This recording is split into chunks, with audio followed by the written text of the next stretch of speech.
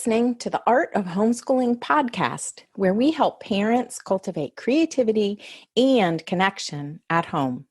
I'm your host, Jean Miller, and here on this podcast, you'll find stories and inspiration to bring you the confidence you need to make homeschooling work for your family. Let's begin.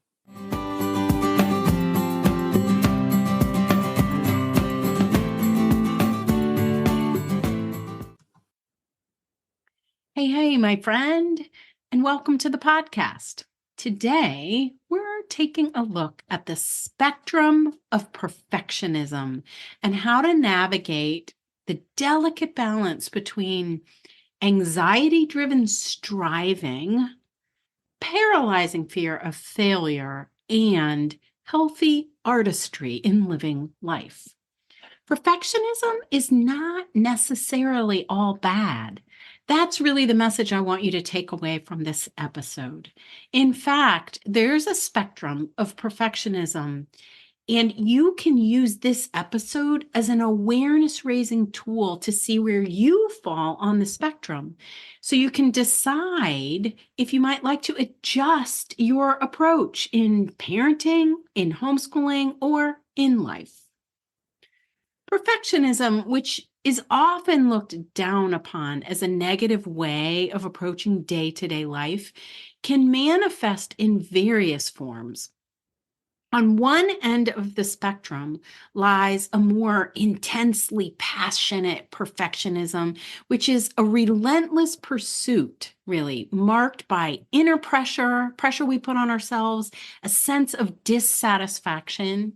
It's that constant battle between striving for flawlessness and the anxiety of never reaching it.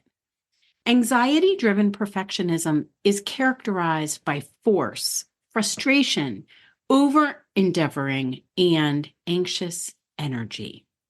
Now, at the opposite end of the spectrum, we encounter a type of avoidant perfectionism. Here, the fear of failure is so paralyzing that it hampers progress, stifles creativity, and fosters a sense of inadequacy. The pursuit of perfection becomes an obstacle, hindering rather than propelling us toward our goals. Avoidant perfectionism is really characterized by depressed feelings, by giving up, not trying, feelings of being overwhelmed, and avoiding the tasks or duties at hand. Life isn't going as planned when we're on this end of the spectrum, but the inner desire is for a high standard of perfectionism. If you experience this form of avoidant perfectionism, you may be in a state of distracting yourself or avoiding even trying to reapproach or re-engage in a situation. Now for the middle ground. Nestled in between these extremes of anxious or avoidant perfectionism lies a type of perfection seeking that actually feels good. This is a healthy artistry, a healthy striving, coupled with that goal, that striving for better, the excellence that we want. This middle ground is where we feel joy, balance, and creativity. We feel all of that coming together. Within each soul is a desire for more beauty and mastery. It's okay to strive for goodness, beauty, and harmony in your home and in your homeschool. You can put fine touches on things. You can work hard toward creating lessons that flow, and you can really get into your life and strive for excellence in all you do. When you are perfecting things in your life in a healthy way, this is a space where high standards coexist with self-compassion, allowing room for growth, learning, and the appreciation of imperfection. Healthy perfection seeking is characterized by joy in work, well done, beauty, meaning, balance, connection, and goodness. Do you see areas in your life where your endeavor for perfection is either anxiety driven or avoidant or even healthy, or perhaps a mix of all three? Here are a couple of stories from the Art of Homeschooling team that we were recently chatting and laughing about, and I want to share with you. So here's Sarah's story. When her oldest son was in third or fourth grade, she really wanted to make some folded paper window stars with him. They'd done some origami together, and she thought he was ready to try window stars. He did well, even though he was a little frustrated about the slippery, waxy paper. Still, Sarah's son liked making his first window star and decided that he wanted to make a camouflage window star with black and green paper. Initially, Sarah admits that this was hard for her. She thought the black and green star wouldn't glow in the windows, and she also felt like these were uninspiring colors to choose for a star. But she hung up the star anyway. It didn't stay up quite as long as the others. And let me just say that we all laughed about how little things like black stars on windows can provoke that perfectionism inside of us as Waldorf-Inspired parents. Here's another little story. When my oldest son was in the elementary grades, he would draw pictures in his main lesson books to go along with the story.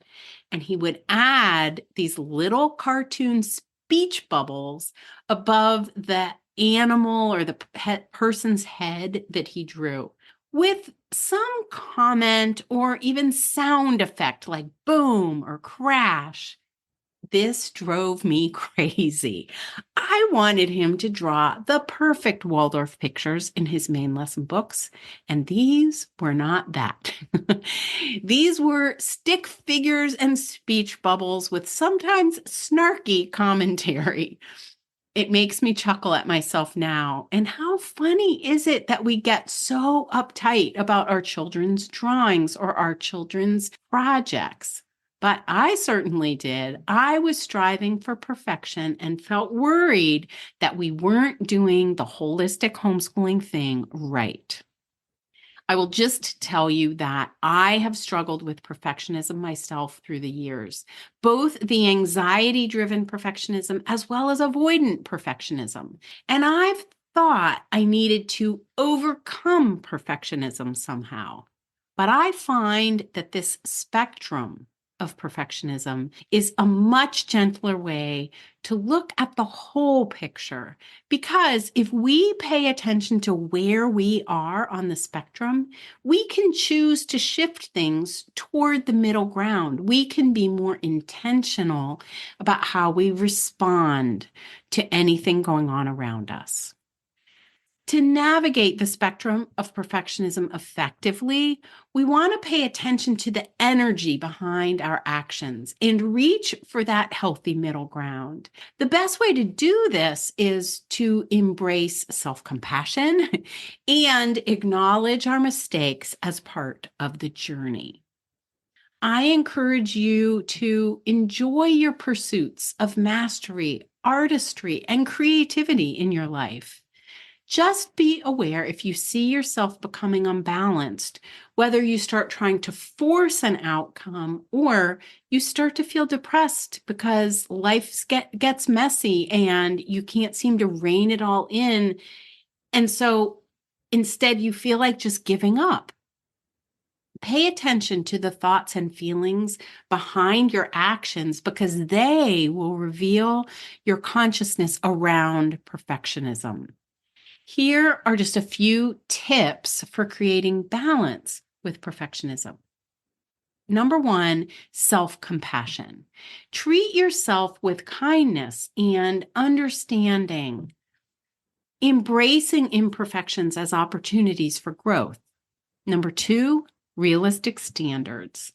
Strive for excellence while setting achievable goals.